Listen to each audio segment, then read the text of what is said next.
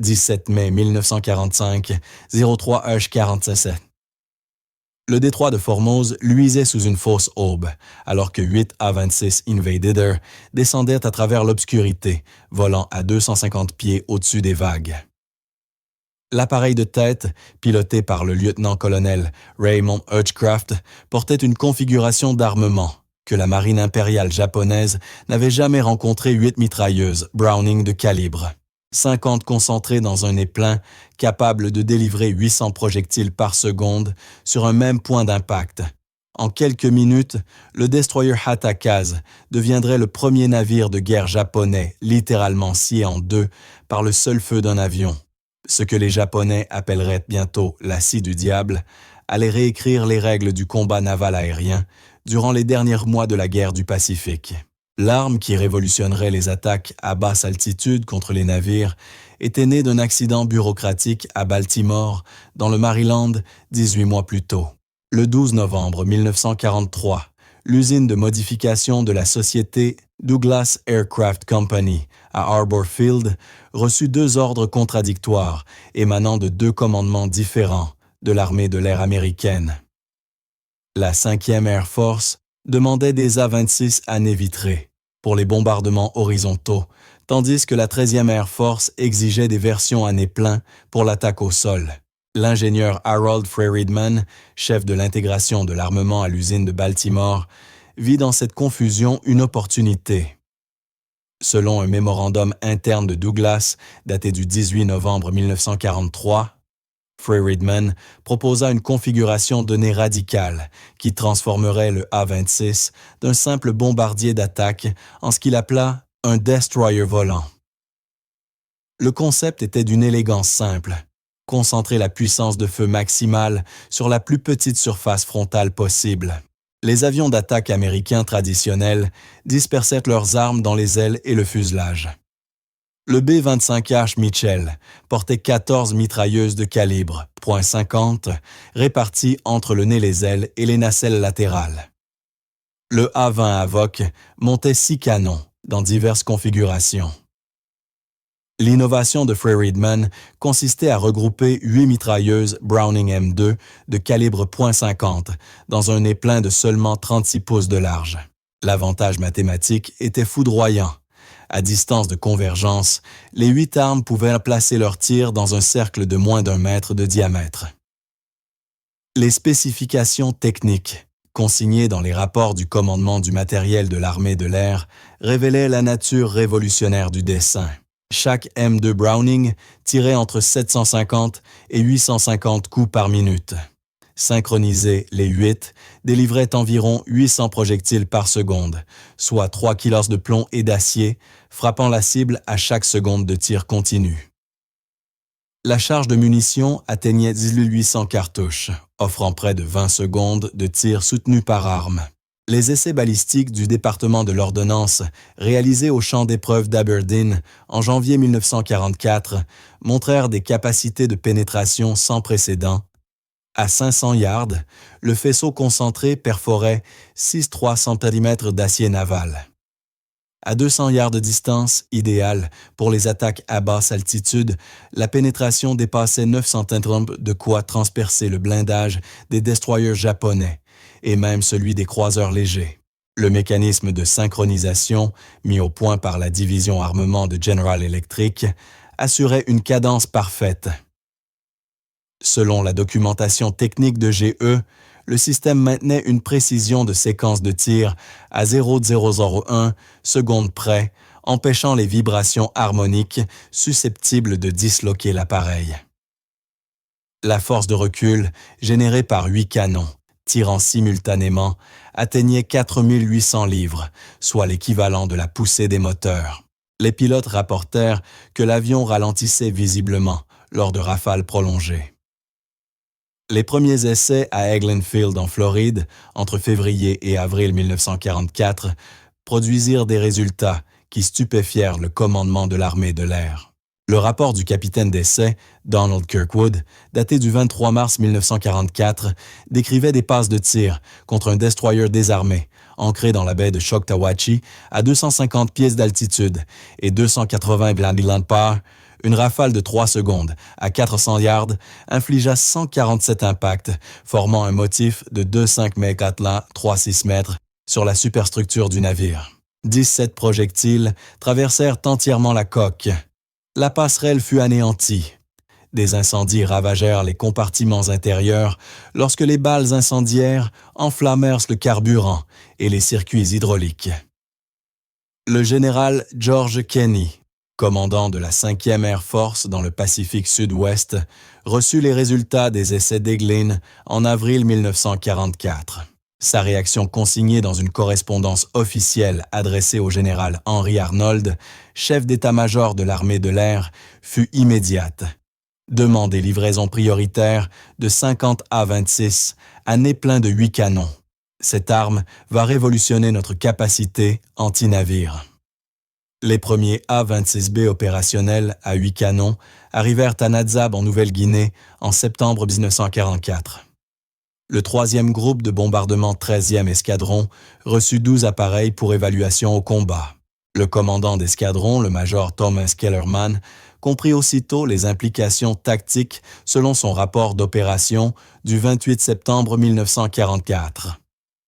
Les attaques anti-navires traditionnelles exigeaient plusieurs appareils, effectuant des passes répétées pour infliger des dommages décisifs. La puissance de feu concentrée du nez du A-26 promettait désormais des destructions en une seule passe contre tout navire hormis les plus lourds. La marine japonaise n'avait aucune information sur ce nouveau système d'armes.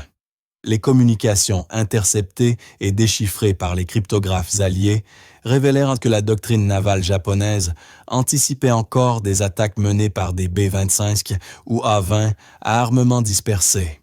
Leurs préparatifs défensifs détaillés dans des documents saisis à bord du croiseur Nachi insistaient sur les manœuvres d'évitement et sur des feux antiaériens concentrés afin de perturber les appareils assaillants.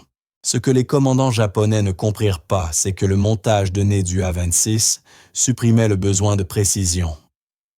L'énorme volume de feu créait une zone battue, un cône de destruction projeté vers l'avant de l'avion. Toute cible entrant dans ce cône subissait des dégâts catastrophiques malgré de légères erreurs de visée. L'arme n'exigeait pas la précision, elle instaurait une zone où rien ne pouvait survivre. Le 11 octobre 1944, au lever du jour, eut lieu la première confrontation au large du port de Wewak. 3 A-26 du 13e escadron interceptèrent le destroyer Shiranui alors qu'il tentait d'évacuer des troupes de la garnison japonaise en déroute.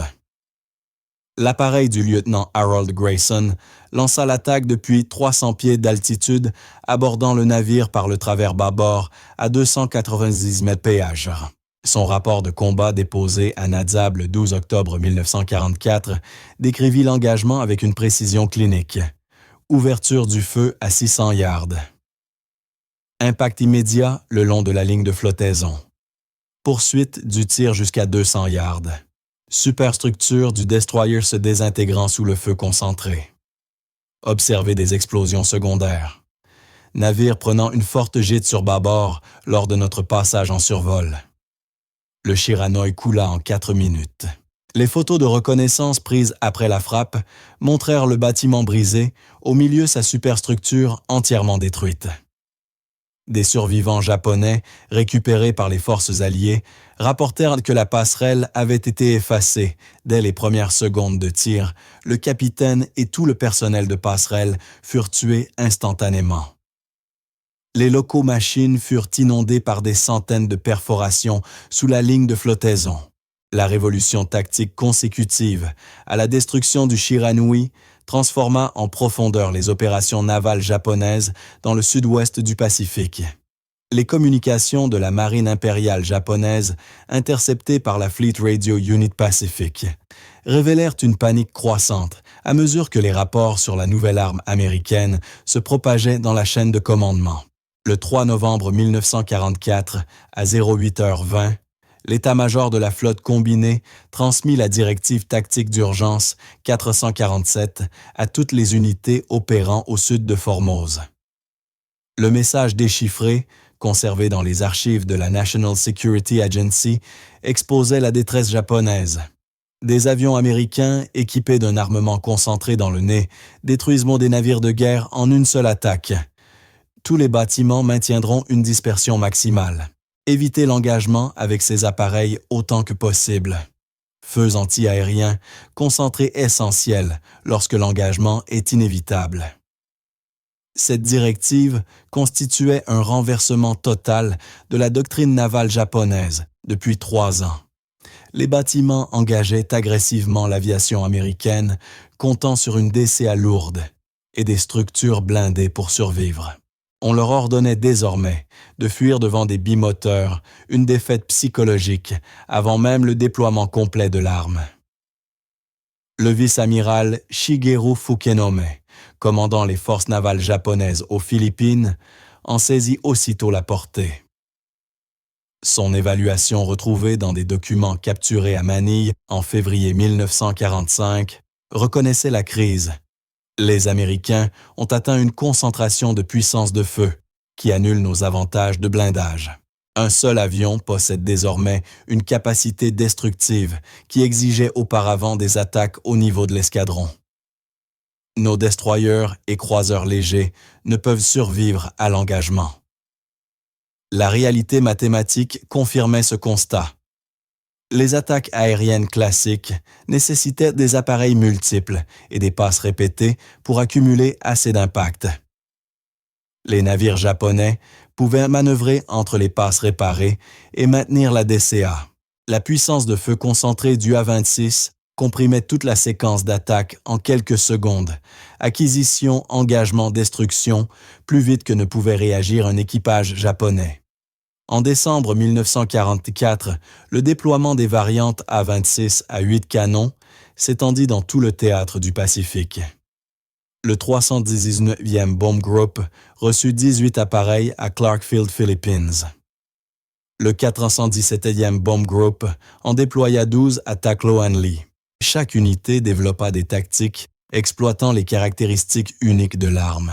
Le major Vincent Hammond officier, opération du 319e, consigna le profil d'attaque perfectionné dans un manuel tactique daté du 15 décembre 1944. Approche standard débutant à 500 pieds de descente, à 250 pieds pour la passe de tir. Engagement optimal des 800 yards. Détente maintenue jusqu'au dépassement de la cible à environ 150 yards. Temps total de tir de 8 à 12 secondes. Consommation moyenne de 1200 cartouches. Résultat, neutralisation de mission ou naufrage des destroyers et bâtiments plus petits. L'impact psychologique sur les équipages japonais dépassa la simple destruction matérielle. Les témoignages de survivants recueillis par le renseignement allié révélèrent que les marins considéraient l'affectation sur destroyer ou escorte comme une peine de mort. Contrairement aux attaques aériennes précédentes, où l'on pouvait riposter à la DCA, le profil d'attaque du A-26 ne laissait aucune défense efficace.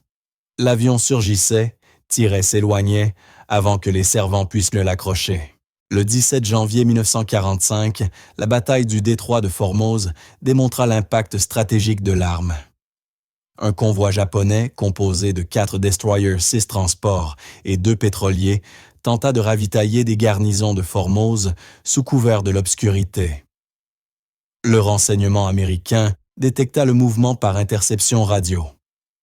12 A-26, des 318e et 417e groupes de bombardement décollèrent de Clarkfield à 00h30. L'attaque débuta à 05h15, tandis que la fausse aube offrait à peine assez de lumière pour le repérage visuel. L'escadrille du lieutenant-colonel Hutchcraft, composée de 8 appareils, engagea l'écran de destroyer, tandis que 4 autres A-26 visaient les navires de transport. Le destroyer Attacaz, en tête de la formation du convoi, devint la cible principale de Hutchcraft. Son rapport d'après-action déposé à Clarkfield le 18 janvier fournit des détails extraordinaires. J'ai commencé la passe de tir à 05h17 depuis 400 pieds d'altitude. Cible au relèvement, 270 degrés, distance 900 yards. pression sur la détente à 800 yards. Impact immédiat observé le long de la ligne de flottaison et sur la superstructure du destroyer. Tir maintenu jusqu'à 200 yards. La section avant du navire semblait se détacher de la coque principale. Explosion secondaire catastrophique, observée au centre du navire. Bâtiment se disloquant tandis que nous passions en survol. Les images de la caméra de bord aujourd'hui, conservées aux Archives nationales américaines, montrèrent la destruction dans des détails horrifiants. Les premières secondes de tir déchiquetèrent la passerelle et la superstructure avant du attaquage. Les impacts suivants balayèrent la ligne de flottaison, perçant les plaques de blindage jusque dans les salles des machines. Après 6 secondes de rafale, une explosion massive secoua le centre du navire, probablement la détonation du magasin à munitions. Le tiers avant du destroyer se détacha de la coque principale, les 2 sections sombrant en moins de 90 secondes. Les 3 destroyers restants du convoi du détroit de Formose tentèrent des manœuvres d'évitement d'urgence, tandis que les ailiers de Hutchcraft poursuivaient l'attaque. Le destroyer à sa case 2e dans la formation augmenta sa vitesse au maximum et entama un virage serré sur tribord. La manœuvre s'avéra inutile face à des armes capables de délivrer une puissance de feu concentrée plus rapide que le temps de réaction humain. Le capitaine William Driscoll, volant en position d'aile aux côtés de Hutchcraft, prit à sa case pour cible à 05h19. Son rapport de combat décrivit l'engagement avec une précision technique, cible effectuant un virage à grande vitesse, ouverture du feu à 750 yards, calcul de visée inutile en raison de la concentration de tir, impact observé sur toute la largeur du navire. Le feu antiaérien ennemi cessa après 3 secondes d'engagement. Destroyer immobilisé forte, gîte sur bâbord, multiples incendies visibles. La saccase demeura à flot, mais hors de combat. Une reconnaissance ultérieure confirma qu'il chavira 40 minutes après l'attaque. Les efforts japonais de lutte contre l'incendie et les voies d'eau habituellement efficaces contre les attaques aériennes classiques se révélèrent inutiles devant l'ampleur des dégâts. Le tir concentré avait percé des centaines de trous sous la ligne de flottaison, tout en détruisant les postes de contrôle et en tuant les équipes de réparation. Le lieutenant Robert Caldwell engagea le 3e destroyer Shimakaze à 05h21. L'analyse des films de la caméra révéla un schéma dévastateur. Les 2 premières secondes de tir détruisirent les tourelles avant et la passerelle. Le tir continu balaya méthodiquement la coque chaque seconde, ajoutant des dizaines de perforations. Après 9 secondes, Caldwell cessa le feu et reprit de l'altitude. Le Shimakaze coulait déjà par la poupe ses hélices visibles, au-dessus de l'eau, tandis que la proue se dressait vers le ciel. Le 4e destroyer Yukikaze tenta simultanément de déployer un écran de fumée et d'exécuter des manœuvres d'évasion radicales. L'appareil du commandant James Patterson traversa simplement le nuage de fumée et ouvrit le feu à bout portant à 150 yards. La concentration de 8 canons à une telle distance produisit ce que Patterson décrivit comme une défaillance structurelle totale. La superstructure du destroyer sembla se désintégrer sous l'impact de 600 projectiles tirés en moins de 4 secondes.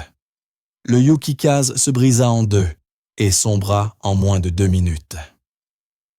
4 destroyers détruits en moins de 10 minutes.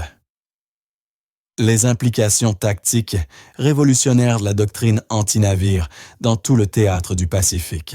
Le quartier général du général Douglas MacArthur publia le 25 janvier 1945 de nouvelles directives d'interdiction navale, donnant priorité aux variantes A-26 à 8 canons pour toutes les opérations anti-navires.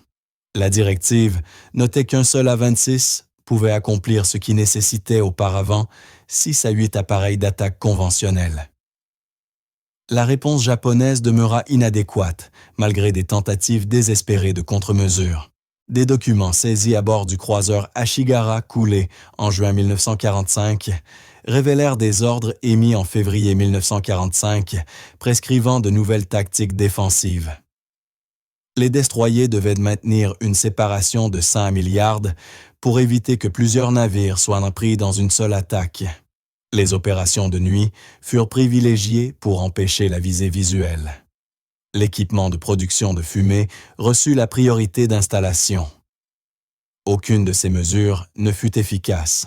La capacité du A-26 à attaquer de nuit, améliorée par les traçantes concentrées qui offraient un retour de visée immédiat, rendait l'obscurité inutile comme protection. Le volume colossal de feu perçait littéralement les écrans de fumée. La dispersion des navires signifiait seulement que les destroyers mouraient un par un au lieu de par groupe.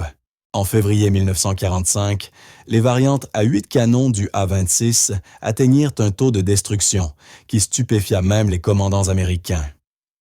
Le rapport mensuel du 319e Bomb Group documenta 23 navires ennemis détruits, confirmés, 14 destroyers, 7 bâtiments d'escorte et 2 croiseurs légers. Les pertes américaines se limitaient à 2 A-26 tous deux, dus à des accidents opérationnels et non au feu ennemi. Le rapport d'échange représenta la campagne anti-navire la plus déséquilibrée de toute l'histoire de l'aviation navale. La réponse navale japonaise se révéla totalement insuffisante, malgré des tentatives désespérées de contre-mesures. Les documents saisis à bord du croiseur Ashigara coulé en juin 1945 mirent au jour des ordres émis en février 1945, imposant de nouvelles tactiques défensives. Les destroyers devaient maintenir une séparation de 100 milliards afin d'éviter que plusieurs navires soient pris pour cible lors d'une même attaque. Les opérations nocturnes furent encouragées pour priver les Américains de visée visuelle, et les dispositifs de production de fumée reçurent la priorité d'installation. Aucune de ces mesures ne s'avéra efficace. La capacité d'attaque nocturne du A-26, améliorée par le motif de traçante concentrée, offrant un retour de visée instantané, annulait la protection offerte par l'obscurité. Le volume colossal de feu perçait simplement les écrans de fumée, et la séparation entre navires ne faisait que condamner les destroyers à mourir isolément plutôt qu'en groupe. En février 1945, les variantes du A-26 à 8 canons atteignirent un taux de destruction qui stupéfia même les commandants américains. Le rapport mensuel du 319e Bomb Group mentionnait 23 navires ennemis, détruits confirmés, 14 destroyers, 7 navires d'escorte et 2 croiseurs légers. Les pertes américaines se limitaient à 2 A-26, tous deux dus à des accidents opérationnels plutôt qu'à l'action ennemie. Le rapport d'échange représentait la campagne anti-navire la plus déséquilibrée de toute l'histoire de l'aviation navale. Le commandant en second du destroyer Kazumi, le lieutenant-commandant Tishi Makamura, livra après sa capture un témoignage détaillé aux interrogateurs alliés. Son rapport, conservé dans les archives du renseignement naval, reconnaissait l'absence totale d'espoir. Nous nous étions longuement entraînés à la défense antiaérienne. Nous savions comment affronter les B-25 et les A-20. Mais ces nouveaux avions américains délivraient une puissance de feu que nous ne pouvions concevoir. Un seul appareil a détruit notre navire en quelques secondes. Il n'existait ni défense, ni tactique, ni manœuvre qui puisse nous sauver. Nous attendions simplement la mort. L'infrastructure industrielle nécessaire au maintien des opérations du A-26 démontrait une supériorité logistique américaine que les forces japonaises ne pouvaient égaler. Les documents du service commande de l'armée de l'air révélaient que chaque A-26 à 8 canons consommait environ 12 000 cartouches de calibre, 50 par mois en période d'opération active. Les chaînes d'approvisionnement livrèrent des millions de munitions depuis les usines américaines jusqu'aux bases avancées du Pacifique. Les exigences d'entretien étaient considérables. Les forces de recul concentrées provoquaient une usure accélérée des structures d'avions. Les supports moteurs nécessitaient un renforcement et les points de contrainte du fuselage devaient être consolidés. Les ateliers de maintenance des dépôts de Clark Field et de Tloben fonctionnaient en continu, exécutant modifications et réparations. Le 866e bataillon du génie développa même des sections de nez interchangeables, permettant de remettre en service un appareil endommagé en moins de 24 heures. En mars 1945, les opérations des A-26 à 8 canons s'étendirent à la campagne des îles Ryukyu. Le 41e Bomb Group déploya 16 appareils à Ishima pour soutenir l'invasion d'Okinawa. Les forces navales japonaises, tentant de ravitailler ou d'évacuer Okinawa, durent affronter un véritable guet-apens d'A-26, effectuant des missions d'interdiction jour et nuit. La destruction systématique des unités navales japonaises s'intensifia durant mars et avril. Les archives officielles du département de la Marine documentent le naufrage de 47 destroyers et bâtiments d'escorte dans les eaux entourant Okinawa entre le 15 mars et le 30 avril 1945, dont 31 furent attribués aux variantes du A-26 à 8 canons. Les autres pertes résultèrent d'attaques aériennes conventionnelles de sous-marins ou d'actions de surface, mais à un coût matériel et opérationnel bien supérieur. Les derniers mois de la guerre du Pacifique virent les A-26 à 8 canons atteindre une domination totale dans les opérations anti-navires, bouleversant profondément les calculs stratégiques japonais. L'impact de cette arme dépassa la simple destruction tactique pour plonger la marine impériale restante dans une véritable paralysie stratégique. Le 7 avril 1945, lors de l'opération Tengo, la marine japonaise tenta désespérément d'utiliser le supercuirassé Yamato dans une mission suicide contre les forces alliées au large d'Okinawa. Sa formation comprenait un écran défensif de 8 destroyers. Le renseignement américain détecta le départ de la flotte depuis le Japon grâce aux interceptions radio. Bien que l'aviation embarquée américaine fût finalement responsable du naufrage du Yamato, les A-26 du 41e Bomb Group anéantirent presque entièrement l'escorte de destroyers avant l'arrivée des appareils des porte-avions. Le colonel Theodore Richardson, commandant du 41e Bomb Group, lança 18 A-26 à 06h30 le 7 avril. Sa formation intercepta le groupe naval japonais à 08h20 à environ 200 milles au sud-ouest de Kyushu. Le destroyer Hamakaze, qui protégeait le flanc bâbord arrière du Yamato, devint la cible principale du colonel Richardson. Son rapport d'attaque déposé à Ishima le 8 avril documenta l'engagement avec une précision exceptionnelle. Attaque initiée depuis 400 pieds d'altitude, descente à 200 pieds pour la passe de tir. Vitesse estimée de la cible, 28 nœuds tentant des manœuvres d'évitement. Ouverture du feu à 850 yards. Impact immédiat observé sur la section avant de la cible. La passerelle détruite dans les 3 premières de seconde. Tir poursuivi sur les salles des machines. Cible perdant de la vitesse. Violents incendies au centre du navire. Cessez le feu à 250 yards. Cible immobile et en train de couler. Le Hamakaze sombra en 6 minutes. 3 autres destroyers, Isokaze Kasumi et Asashimo, furent abattus par les A-26 au cours des 20 minutes suivantes. Les commandants survivants, selon des communications interceptées, rapportèrent leur incapacité à assurer une protection efficace contre ces avions d'attaque américains. Cet aveu venant d'officiers formés à mourir pour défendre les navires capitaux révélait la défaite psychologique que l'arme avait infligée. La concentration de puissance de feu qui rendait le A-26 à 8 canons si redoutable contre les cibles de surface posait néanmoins des défis extrêmes à ses équipages. Les contraintes physiques subies lors des passes de tir dépassaient tout ce que l'aviation avait connu jusque-là. Les pilotes rapportèrent des secousses violentes de l'appareil pendant les rafales prolongées, la force de recul massive, luttant contre les commandes de vol. Plusieurs d'entre eux souffrirent de lésions de compression dues aux forces G, soutenues nécessaires pour redresser l'avion après les attaques à basse altitude.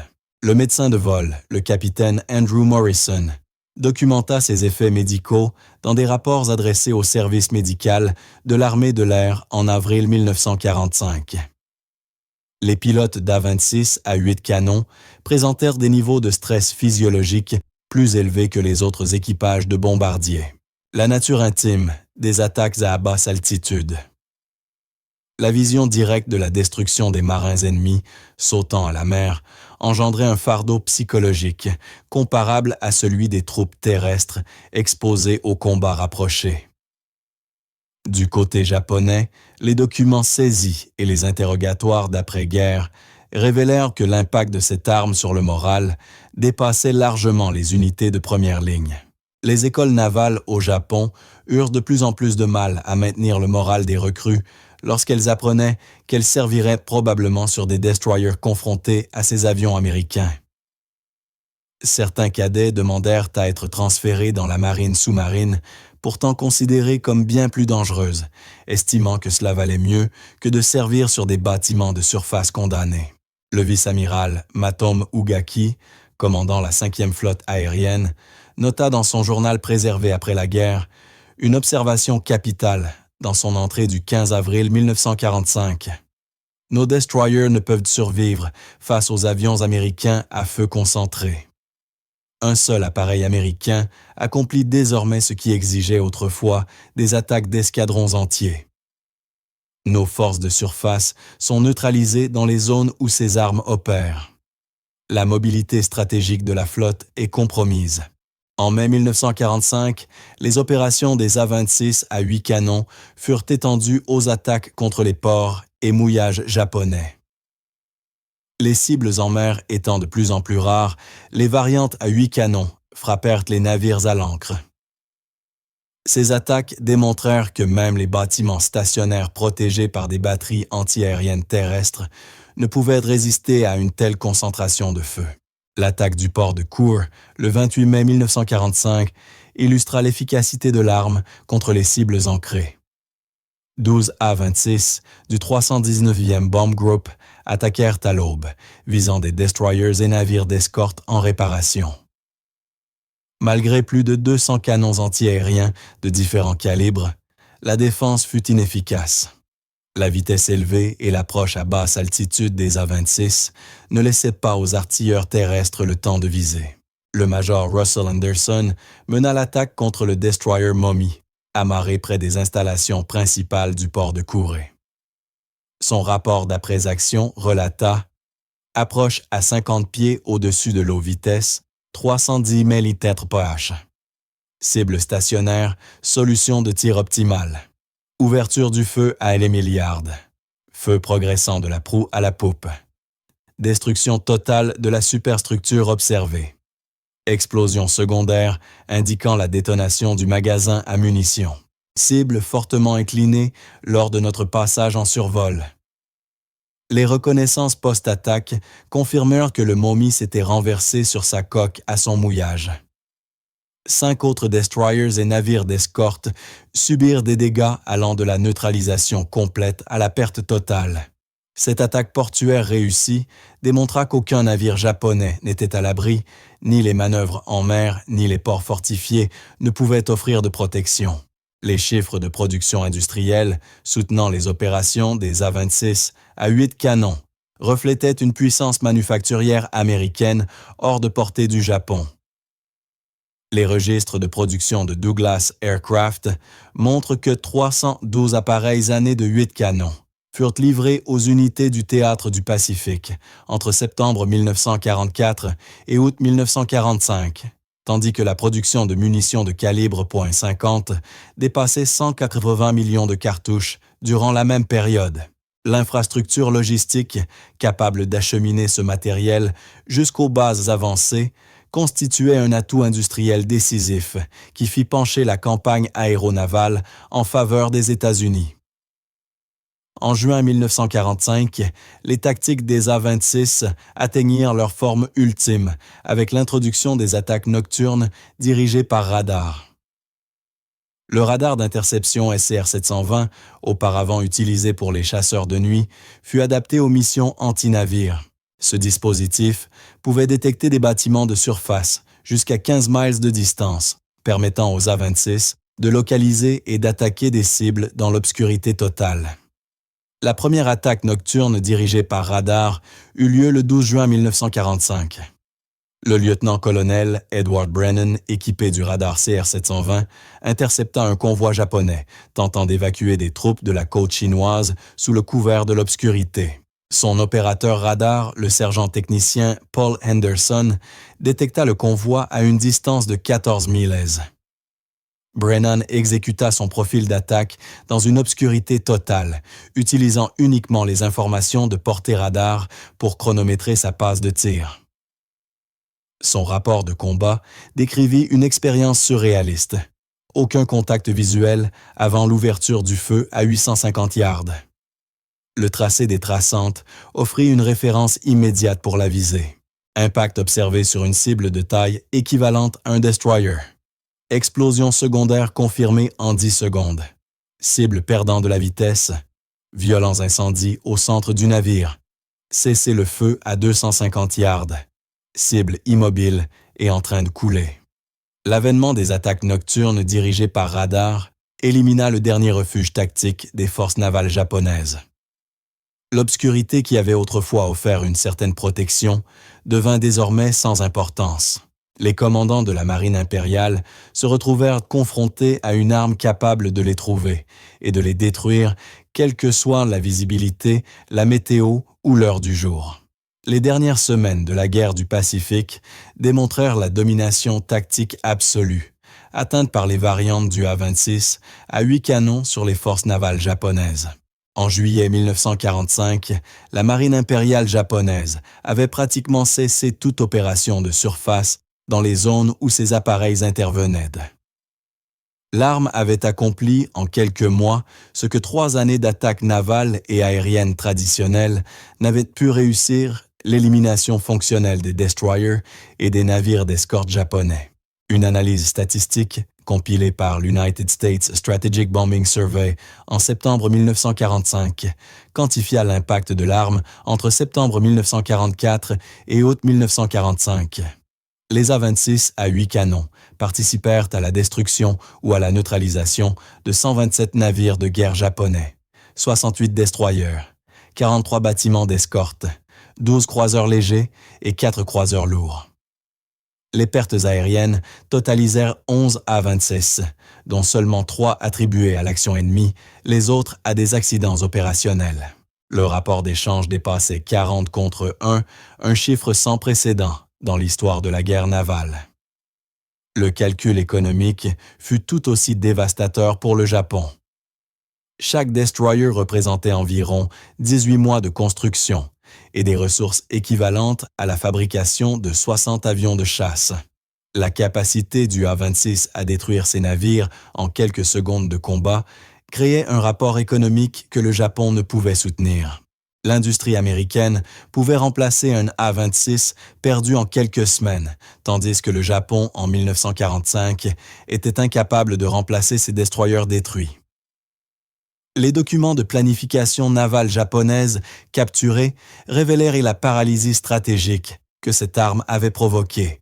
Une étude du 15 juillet 1945, émanant de l'état-major général de la marine, reconnaissait les forces de surface ne peuvent plus opérer efficacement dans les zones couvertes par les avions américains à feu concentré. Les pertes des destroyers et navires d'escorte sont prohibitives. Le redéploiement stratégique des actifs navals est impossible dans les conditions actuelles. Recommandons la suspension des opérations de surface, en attendant le développement de contre-mesures efficaces. Ces contre-mesures ne virent jamais le jour. Les architectes navals japonais, après avoir étudié les enregistrements des caméras embarquées des A-26 capturés, conclurent qu'aucun schéma de blindage praticable ne pouvait protéger les destroyers contre une telle concentration de feu. Les propositions d'ajouter davantage d'armement anti-aérien furent rejetées comme insuffisantes. Le profil d'attaque du A-26 ne laissait pas assez de temps pour une riposte efficace. Les recommandations tactiques de manœuvres d'évitement extrêmes s'avérèrent tout aussi vaines face à une arme qui créait une zone de destruction continue plutôt qu'un tir nécessitant une visée précise. L'impact psychologique sur le personnel naval japonais, documenté par de vastes interrogatoires d'après-guerre, révéla des traumatismes comparables à ceux vécus par les troupes confrontées aux lance-flammes ou aux armes atomiques. Le commandant Ioki Tanaka, survivant du naufrage du destroyer Sutsuki en juillet 1945, décrivit son expérience aux interrogateurs américains. « Nous avons entendu les moteurs d'avion, mais n'avons rien vu avant le début du tir. La passerelle disparut. Les hommes autour de moi se sont simplement volatilisés. Le navire mourait et nous ne pouvions rien faire. Aucun courage, aucun entraînement, aucune dévotion à l'empereur ne pouvait arrêter ce qui se passait. L'août 1945 apporta la fin de la guerre, avant que le A-26 à 8 canons ne puisse démontrer pleinement son potentiel contre les îles japonaises. Les documents de planification de l'opération Downfall, le projet d'invasion du Japon, prévoyaient 180 A-26 à 8 canons affectés aux opérations anti-navires. Les projections estimaient que ces forces pourraient anéantir toute tentative japonaise d'interférer avec les flottes d'invasion en quelques heures seulement après détection. L'évaluation d'après-guerre menée par la Naval Analysis Division en octobre 1945 conclut que la configuration du A-26 à 8 canons représentait l'une des armes les plus rentables de toute la guerre du Pacifique.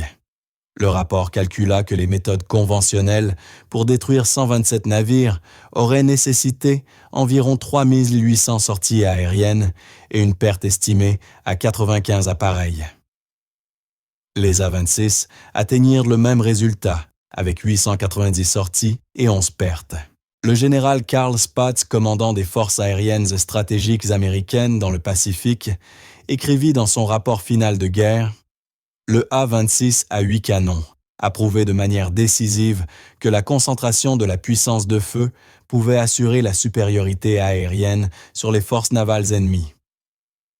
Ces avions ont éliminé la flotte de destroyers japonaises plus efficacement que 3 années d'opérations aéronavales conventionnelles.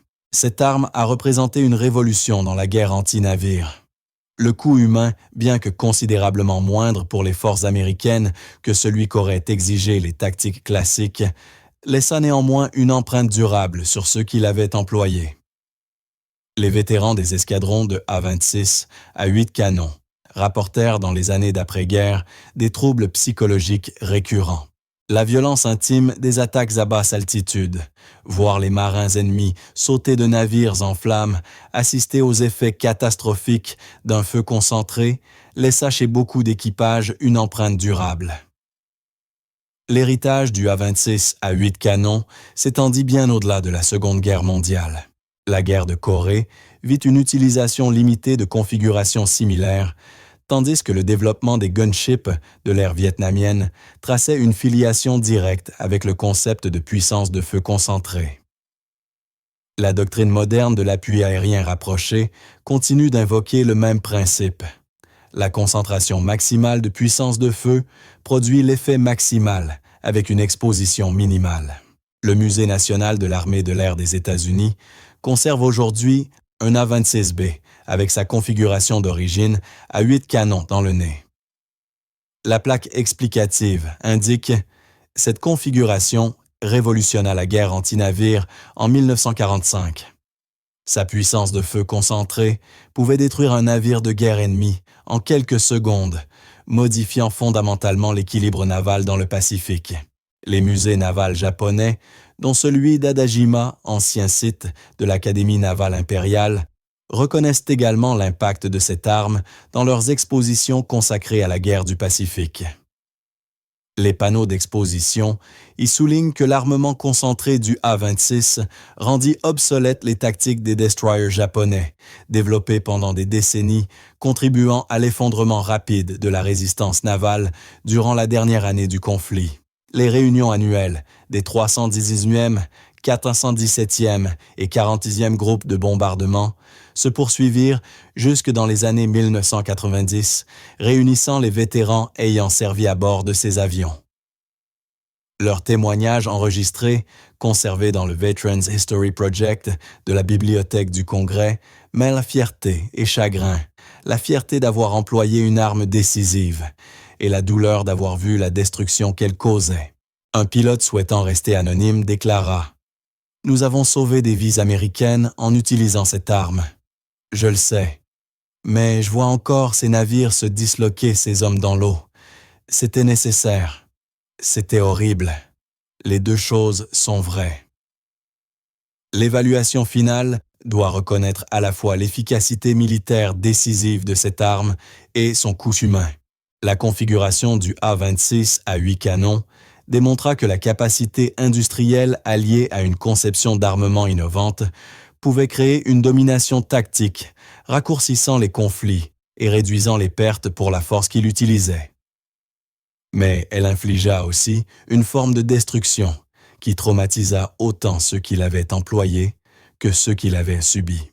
Les rafales concentrées capables de scier un destroyer en deux en quelques secondes représentaient bien plus qu'une innovation tactique. Elles incarnaient le principe fondateur de la guerre moderne. La supériorité technologique, lorsqu'elle s'allie à la puissance industrielle et à l'innovation tactique, crée un avantage que ni le courage ni la détermination ne peuvent surmonter. Les équipes japonaises des destroyers qui affrontèrent ces armes apprirent cette vérité dans les derniers instants de l'existence de leurs navires. Les équipages américains qui les employèrent ramenèrent cette vérité chez eux comme un fardeau qui ne les quitta jamais vraiment.